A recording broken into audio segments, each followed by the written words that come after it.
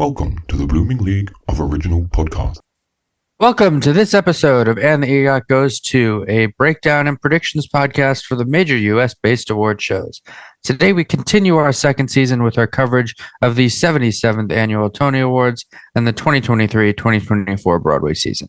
I'm your host, Spencer, and with me is our panel. Hi, I'm Ashley. I see a lot of theater. I talk about it on TikTok, Instagram, all of the platforms, and I'm really excited about this season. Hi, I'm Kate. Theater is my life, and I love seeing it, and I cannot wait to talk about the season, which is overwhelming in the best kind of way.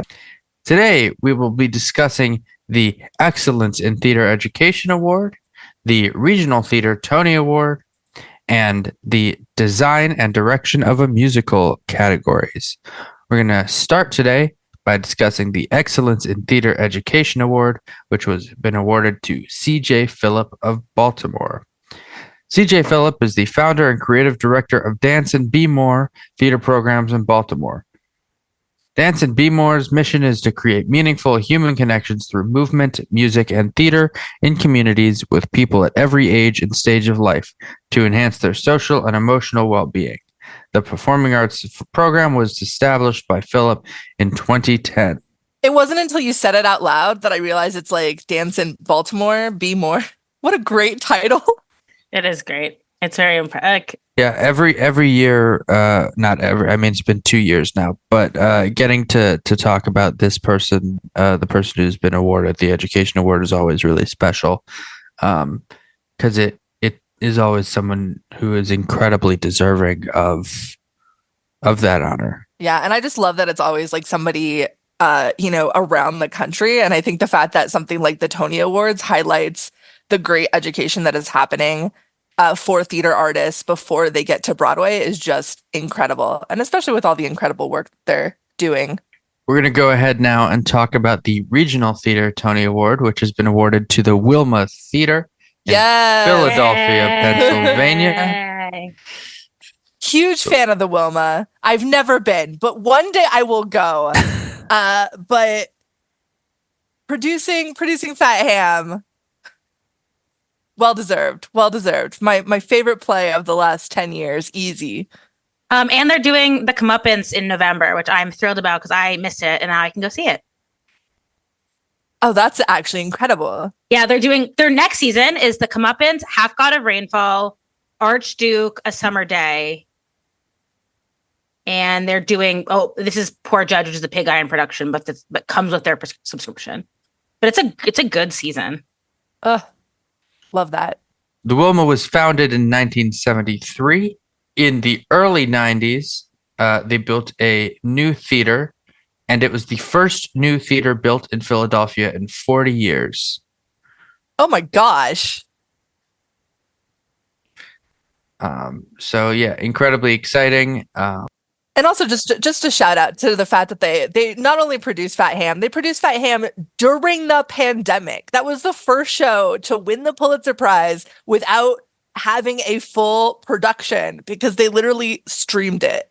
Like, it's so good. Truly being innovators in theater in a time when we really had to be innovative. And producing such a great work of art. I don't know. It's awesome that they're getting this honor.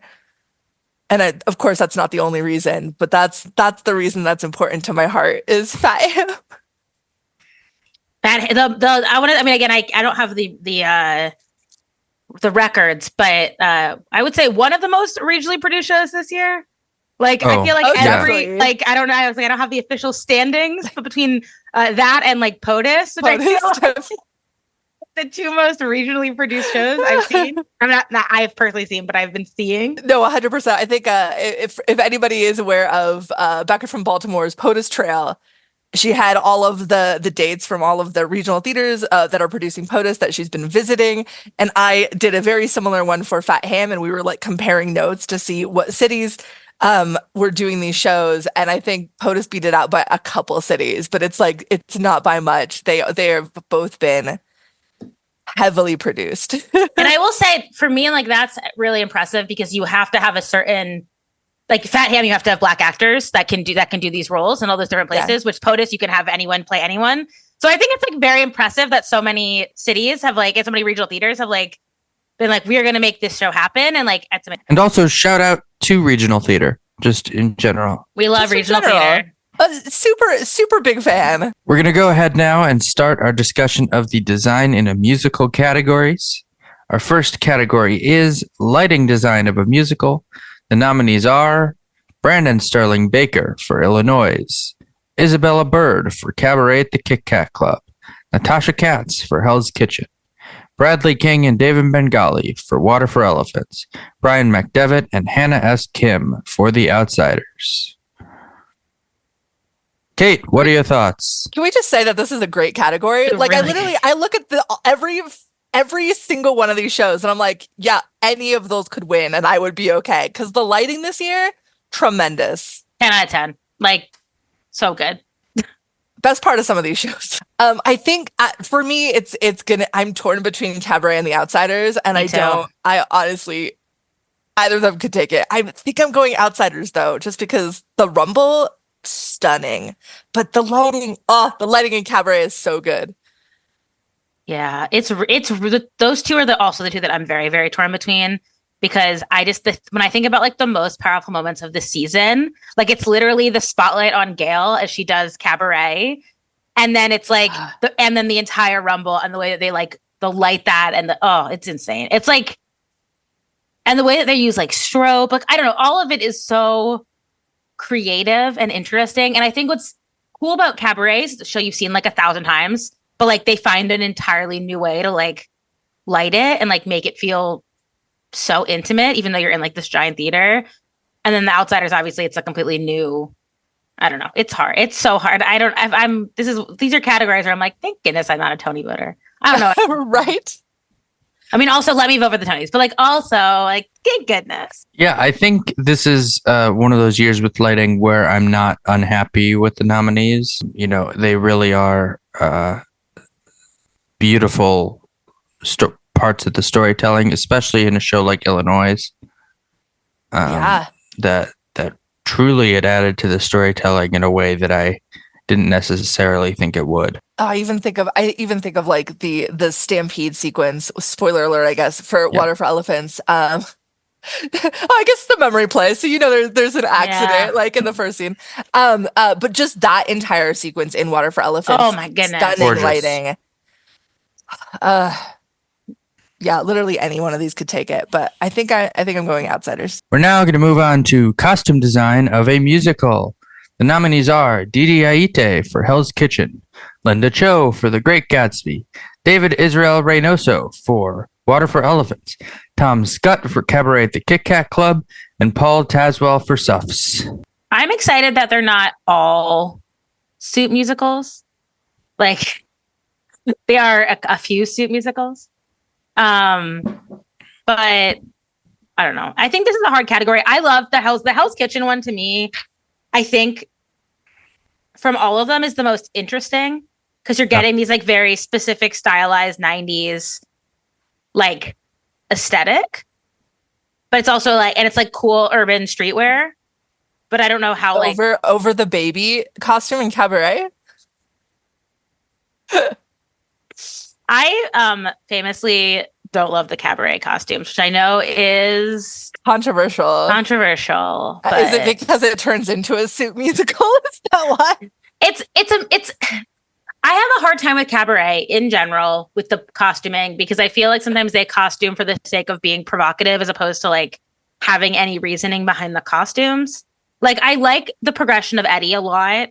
But then I'm like, even when it comes to like when they turn him into like full skeleton man, I'm like, I don't know. I get what they're trying to do. I just don't always find it the most effective to me. I do like the Kit Kat girls. It is, I mean, mostly it's a suit musical with a few exformations. I love the use of the suit in that musical. Yes, it is, and nothing is better. I've already decided. For Halloween, I'm going to go as Sally Bowles in the suit, and I'm going to dress Ogie up as the MC.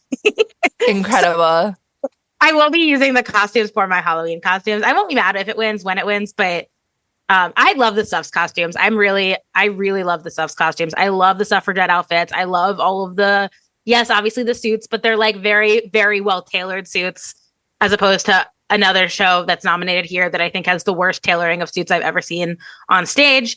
Everyone like Jeremy Jordan's suits the idea that it is nominated for the worst tailoring I've ever seen in anything. Jeremy Jordan looks terrible the entire show. The entire show he looks bad. But I like the fun dresses. Yeah, I love the dresses in Gatsby. I do too. I love the dresses in Gatsby. They were so much better than they were at Paper Mill. Sam Pauly wore that terrible, terrible dress during the ballroom scene. Oh gosh, yeah. It was horrible. I just always remember the Myrtle costume change where you couldn't tell that she changed her dress because you're like, this looks the same. Only I think there's floral print now. Like it was. The costumes are great in Gatsby, minus the fact that I just hate Jeremy Jordan's suit so much. Like he looks like a little bobblehead. Like he's got a tiny head on this giant body, and then it's not until he takes all his clothes off that you're like, oh no, he's normally proportioned. We just can't tell because none of his suits fit. And I like to believe that it's a choice. So they're like, oh, because Gatsby doesn't really fit here. And you can tell because of the but I don't think that's what they're doing. I think both Water for Elephants and Hell's Kitchen have a really great use of color in their costumes. Yeah. Water for Elephants too, the quick changes in that. So good. Oh, fantastic. Izzy's quick change, the when he goes from being the circus master to like just being wait, Benzini brothers? You didn't say Benzini brothers. And I love her quick change into Izzy. But even like also in the costume design with Water for Elephants, I'm sure something to do with fabric and the circus stuff, you know. Oh yeah, like to be able to be as flexible as they need. Absolutely, especially when you have, you know, as much of the ribbon work and trapeze work. I don't know cirque terms. As much of the circus stuff. You can't go to like Circus R Us and get those costumes. The only one I would really be unhappy if it wouldn't be Great Gatsby here. I was shocked that this was its only nomination. I was shocked that they gave it one nomination and it was this. It was just perplexing. They love a aesthetic, which is why they like the costumes in this, because it's like, but it sometimes again, and I think if you're going with an aesthetic, go Merrily. Like I'm still kind of bummed with the Merrily snub. That's actually because to me, Merrily has the best costumes of the entire season. I mean, it has like 275 costumes. They go through like 20 years of costuming, and they costume every single person on that stage. Like and they color coordinate them all to the motivations of the scene. Like the use of brown and black in Merrily is unparalleled. I could write a thesis. The coding of their costume colors. Leanna's costume in the Blob, the like black and white dress. I was like Tony for that dress. Like literally. That being said, I agree. I agree with you, Ashley, on Dede Aite here. I would not be upset at all if she wins. I, in fact, hope she takes this, but I do think it's going to Cabaret. I just want to acknowledge that I think Hell's Kitchen has the most interesting costumes in terms of from these nominations, what they're trying to do, because you're immediately set in where it is. I'm like, again, no offense to The Great Gatsby. I'm tired of the 20s. We see it every year. Every year we have to do like a 20s thing. We get it. Glitter. We get it. Flapper dresses. Whatever. Nothing I haven't seen before. But I think Hell's Kitchen is just like, you're placed immediately and everything feels familiar. I mean, Suss is 1919, so they broke the 20s mold. Yeah, there you go. The white dresses I think are so beautiful. Like I love the white dresses. So it's a dress musical, not necessarily a suit musical. I hate the way that Hannah Cruz's outfit fits in the march, and I realize it's because like she needs like a harness, but like I just it's the oversized, like so awful. Like that to me is Gatsby's suit. Like that is like I demand an amendment. Well, and then you have like Eric Anderson's outfits as well. I love his glasses in Gatsby that he wears the entire show. He's also just so spectacular in that role. Our next category is sound design of a musical. The nominees are ML Dog and Cody Spencer for Here Lies Love, Kaite Hirata for Merrily Roll Along, Cody Spencer for The Outsiders, Nick Lidster for Autograph, Cabaret at the Kit Kat Club, and Gareth Owen for Hell's Kitchen. I think this is Here Lies Love's to lose. They developed a technology over the past 10 years that had to do with both tracking and audio placement with the speakers. I think it's incredibly genius and very well done. What they did for Here Lies Love, there were over 200 speakers in the space. And I think that that's something that should be awarded. Just because of what they did technically. You know, we're talking about sound design, not sound mixing. That's the other thing. How many, is that, I wonder if that's part of their campaign packet, because how many of the Tony voters know that? That's true. Because I didn't know that until you just said it on this podcast. And for me, like, if I'm sitting in the theater or standing on the dance floor, I think they all have really great sound, but I'm going with recency bias and thinking of things like Cabaret and Outsiders. And again, the Rumble. The sound in the Rumble is incredible. So beautiful. And the sound in Cabaret, like when they're picking up the phones. The reason I think Outsiders has it over Cabaret is because I still think the sound gets kind of muffled when the characters are not facing you. Like, I think there is a bit of a sound issue when it comes to like the way that it, like, I think I mean, again, I don't know if that's design or that's mixing. So maybe that doesn't, I guess where I get confused, but, I definitely know, but the actual design of this, you're no, like in terms, I guess that's right. That's more mixing than it is design. That's both. If it's a consistent issue. I sat in the back row of Cabaret and I could hear fine. Okay, yeah. No, I just noticed that there was times that it was muffled. But again, I don't know if it was just the night that I went. Because I didn't have that problem my first time I went, but the first time I went, I was in Mez 4, which is the close Mez. That's where I am tomorrow. Mez 4 is the best seat in the house. But to me, The Outsiders, I feel like is so, I feel like it's so hard to not give it all of these technical awards because technically it is so stunning. I mean, that's why it's up for best musical. Right. Like the technical aspect of it is incredible. It looks like a movie. It sounds like a movie. And not in a bad way either. Yeah, not in a bad way. Like I say that because it's so cinematic. Like you just feel like you're like, but it very much intentional. Our next category is Scenic Design of a Musical.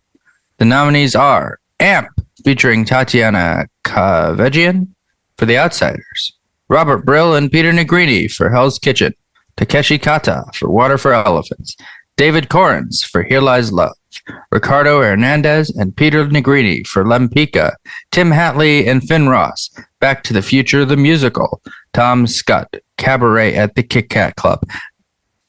Are they just going to give it to the car? Probably. And I think to be fair, I think Back to the Future is more than the car, right? The integration of projections in that show, yes, and the way that they they projected on the scrim and like made it like that clock tower scene is a really cool use of projections. People love the freaking clock tower scene. It's fun, and you're like. That being said, the whole show, you're like, how are they going to do this scene? The Outsiders, the ground of the Outsiders deserves its own Tony. The Church of the Outsiders. Oh my gosh. The fire. Stunning.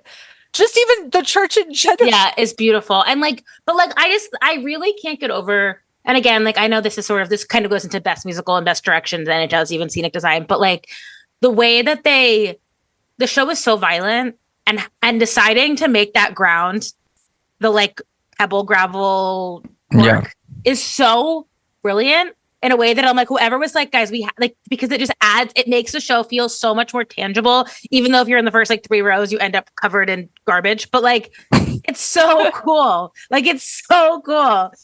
Being able to whip things at people and it just adds so much, it makes the Rumble so much more tangible because of the fact that you're just watching all this stuff spray up in the air, and the way that you can like throw people around, and the way that you can toss rocks at people, and like, oh, it's so freaking cool. Yeah. It's like the sand in What's in This Island. Right, but cooler than the sand. Like, because it, like, sand is sand, so it's like, I don't know. I just think like you've seen sand on stage before. I don't think I've ever seen anything like this. I think fake rocks. Right. Like, it's like I said, and like I know it's cork, but it is so well designed where it looks like gravel, and you're like, I cannot believe they're ripping gravel around, and then you're like, oh, clearly it's not gravel. Yeah. And then it's wild that in a year where we had 2 theaters literally get deconstructed and rebuilt, we're like, the car. But the car flies. It's so cool. Like the first time I saw that, I was like, how? For all the issues with that show, that car is a wow moment. And we talked about this last year. The show's having wow moments. And seeing that car fly is a wow moment. And I will also say, in defense of the car, I have never seen something like that on a stage. Every time I think about Hell's Kitchen and not Hell's Kitchen, Here Lies Love, the other H musical. Every time I think about Here Lies Love and Cabaret, I think that was cool, but I still feel like as a whole and as an entire theater design, Great Comet did it better. Yeah. So I don't like. Whereas for Back to the Future, no, like Chitty Chitty Bang Bang was not anywhere near the level of Back to the Future. Like, I feel like it's like the evolution. Fascinated to know how they did it on tour. Yeah. It's just We're gonna find out soon. It's just a piece of equipment. It's like what they have at a theme park. It's what they use for a traveling. It's like literally, it's not that. It's cool the way that it's utilized, but it's literally the technology that they use for like one of those traveling carnivals. Right? It's a machine that takes a car and spins it around and pulls it back. It's like you can ride any traveling carnival can do it. And again, I'm not saying it's not incredibly cool the way that's utilized, but in terms of like they can bring it anywhere because they pack it in a truck and they drop it on a stage. When I think of Back to the Future on tour, I think the car effect at the end is easy. I wonder how they're going to do all the projections. The projection injections, I have no idea. Because that like projections change so much with the size of the stage that you're on. And I noticed this like heavily with MJ, where I thought that was going to tour really well. And the set looked so empty to me. And the colors looked so muted when I saw it on tour. And I was like, this feels like it would be so easy to tour because it's just all projections. So I'm very curious how that part of it aspect works. And what kind of pre-show element they use, if they're going to use something similar to the Moulin Rouge tour where they like projected the red, like essentially it looked almost like the set design on Broadway, but it was all projected in the house. Yeah, if they'll project the like the blue lights. Yeah. In the Back to the Future. There's a Lempicka nomination here. There is. I really like the Lempicka set. I think it's really cool and pretty and interesting. I liked it until I found out that you could not see that back screen if you were sitting in way too many seats, because the amount of people that were like, wait, they show her paintings throughout the show. Yeah. And I'm like, yeah, there was a little triangle that showed everything. Well, guess who does see all of those? Anyone sitting in premium orchestra seats, which is where all of these people are. That's very true. That's very true. I just, and you know, to its credit, Outsiders also has a lot of partial view seats because of the tire, which they moved in the La Jolla production. Were they still moving it when you saw it? They no. Oh, they like picked it up and moved it off stage. Oh, did you just have water in one it? of the scenes? Yeah. They emptied the water out on the stage. Weird. No, we didn't. They did not. Wild. Did you also have the car that flew in and was like, for the the second act, they had like a car that was just like hanging? No, I don't think so. I was like, the car. I mean, maybe there was, and I just forgot, but I don't remember a flying car. I don't remember it had. It was like the podcast listeners are not going to be able to see this, but it was like hanging face down in the back of the like the trees in Illinois. yeah, exactly. Only it was a car. Yes. I would have liked to see a design here for Illinois. I love the set of Illinois. I think it is so pretty. Yeah, Adam Rigg robbed here 100%. Though I will say I didn't like the set as much when I saw it on Broadway as I did at the Armory. I think it doesn't work as well with the proscenium. And I felt, because when I saw it upstate, and I saw it up at Bard, I was like, how it was the prettiest set I've ever seen at this random theater in Bard. And I was like, yeah. The proscenium is harder. It's just hard when it's not open in the way that Park Armory is open, and like I think they've done the best they can, but oh yeah, and they freaking had to move it there in 2 seconds. So yeah, I don't blame them for not really being able to finalize that adjustment. But I'm curious how that's going to tour. Also, I feel like it'll be interesting, but that's a. Do we think it will? Yeah, it's definitely touring. Yeah, it's a perfect tour show. I don't know why. I don't know why they haven't announced it yet. Yeah, normally a lot of the shows announced, and I think the only one that we've gotten is Outsiders that we've gotten an announcement for. Yeah. Well, and Back to the Future, I guess technically. Yeah. Starts this month. Starts yesterday. Yeah. Oh, there we go. Oh, so we should have info on what the tour looks like. I know. I kind of want to go to Tulsa for the start of the Outsiders tour. Yes. Justice for Tulsa. I want to go to Tampa for when Shucked is there. Yes. Oh, yeah. But the only place I'll be is in Denver for Kimberly Akubo, which is not an exciting part of that show at all. Best direction of a musical. Nominees are Maria Friedman for Merrily We Roll Along, Michael Greif for Hell's Kitchen, Lee Silverman for Suffs, Jessica Stone for Water for Elephants, and Danya Tamer for The Outsiders. I would love to see Maria Friedman win here. I don't think there's anyone. I don't think there's a world in which Maria Friedman does not win this. Like, I don't like, okay, great, talk done. Next, thank you for listening. Like, I just, there's no, like, I'm this category. She fixed Merrily. She literally fixed Merrily. Yeah. She made it a masterpiece. It's her baby. It's the entire show is her. Like, I don't think like Hal Prince who?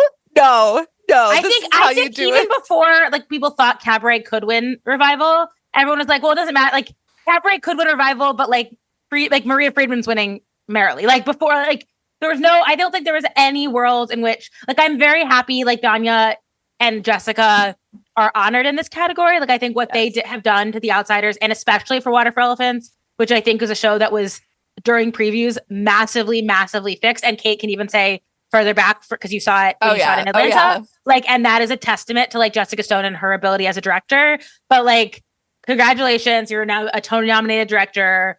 Great. Maria Friedman is winning this. Like, I don't think there's any other option. And I think it's interesting if we look at the past couple of years with Company and Parade both winning, that these revivals are really truly what these directors are doing is masterful. I think it helps when you don't have to also develop a new work. Yes, and, very much so. Try to collaborate with writers on your vision. Like a director of a revival can just come in with a vision and be like, this is it. We're gonna do what I say. Whereas, Danya Taymor and Jessica Stone are working with new musical theater writers and trying to figure out the art from there. And in the case, especially of Jessica Stone, I mean that she saved that show. Like, and if we look, the last revival to win before 2022 was Pippin in 2013. Oh, wow. To win direction. So I do think we're kind of in this golden age of revivals. That these directors are just not, they're willing to get their hands dirty on these shows.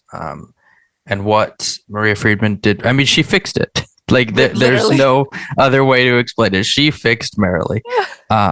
If anyone has about an hour, there's a great interview that she did with Jonathan Groff at 92nd Street Y. That's free on YouTube. That is just really, really interesting. I've been loving the Jonathan Groff victory lap we've been getting recently. Yes. Like, yeah, like we're still a week away from the Tony Awards, more than a week away from the Tony Awards, and it feels like every single publication is just doing an ode to Jonathan Groff, and I'm like here for every single one of them. He better win. He better win. He did recess therapy yesterday. Like literally, Yeah, like, he's been yeah. everywhere. It's gonna be so sad if he doesn't win. The boy is soft campaigning so hard. Like but I'm like, you know what? Give it to him. Like I want him to win it. I feel like he will. Like again, you can't go anywhere right now without running into something that's Jonathan Groff. Yeah. I mean, and it was a little while there too that you couldn't go anywhere without seeing some sort of press that the three of them did. I mean, they sent them out there on a true press circuit. Yeah. Give them all Tonys. Yes. And Maria Friedman for being like, this chemistry, that's what I need. Done. Yeah. That's the vision. I mean, Lindsay Mendez just did a takeover on the Tony Awards account and someone asked the question, what are your plans for keeping in touch with Dan and Lindsay, with Dan and John after the show ends? And she asked it to Daniel Radcliffe, and he was like, I am not thinking about that. I am not talking about it. Aww. It will make me sad. Again, this is me shouting out Leanna's Playbill Marilee Takeover, which is the greatest piece of media that's ever existed. I just hope they do. I mean, I haven't heard anything, but I'm like, if I'm a documentarian, I'm doing a follow up to the best thing that ever could have happened. Right? Like it's such an easy play. It's such an easy play. Like as in terms of like being able to create a follow up documentary with this cast starring Daniel Radcliffe. Come on, you'll get something in a week. The guy that did the Hamilton documentary that's friends with Lynn. Where are you, sir? Call him. Call him up. I will say the more that I am more convinced than ever that Dan and Jonathan are winning. I'm less convinced that Lindsay's winning. Yeah. But I feel like people are really high on Keisha Lewis. But you play these notes and then you play these notes. But that is, again, who knows? We're again over a week out, so we will find out when we find out. We're so close. We're so close. I'm stressed. I'm anxious.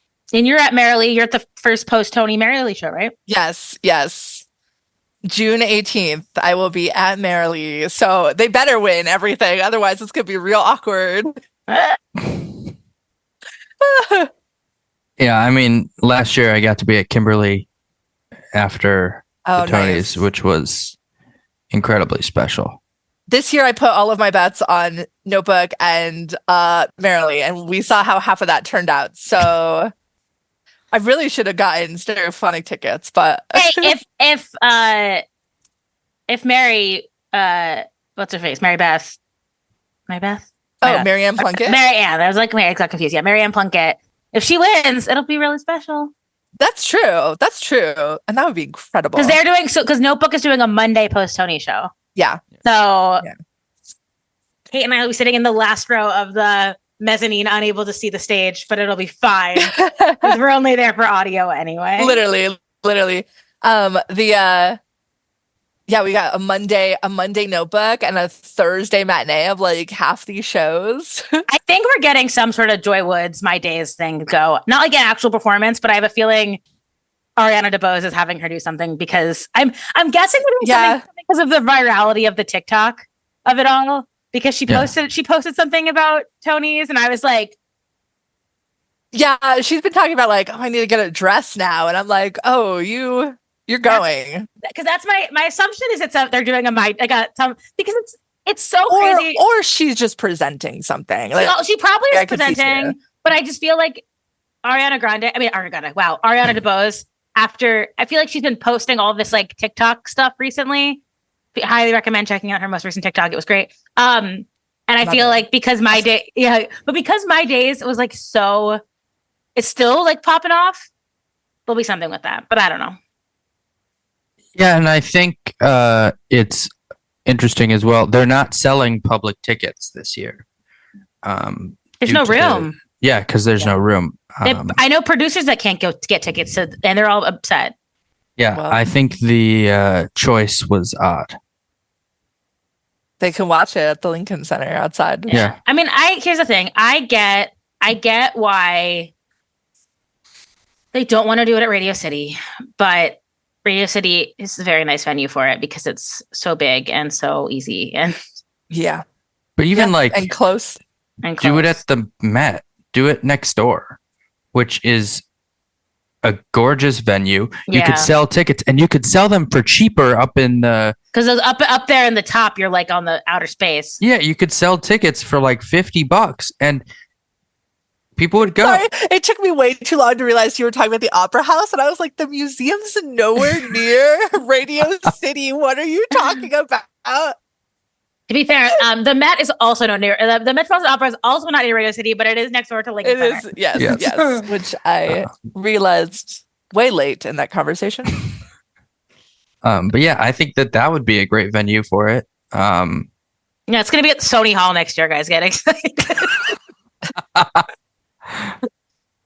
The Tonys live at Glass House. At 54 Below. Yes. Oh. Green Room 42 presents the Tony Awards. Just do them at the Playbill stage in Times Square. Everybody sits on the steps. I do think we missed out on an opportunity for Andrew Reynolds and Josh Gad to co-host the Tonys in character for the entire. I'm so Yes. they have to have them at I'm least. assuming. present I assume something they'll be together. presenting Like, something or doing a little sketch, or do a little sketch. you got of it. some You sort. got it. There we go. I got there eventually. Fourth time's a charm. And ode to all of our famous Broadway producers that invested for the first time. Right? I want a medley of all of the. Give me a Gutenberg producer montage. Well, thank you for listening to this episode of And EGOT Goes To. We'll be back later this week with our final pre-Tonys episode talking about best play, best musical, and best revival of a play and best revival of a musical. You'll then join us the week after for our post-Tonys recap. Thanks so much for listening.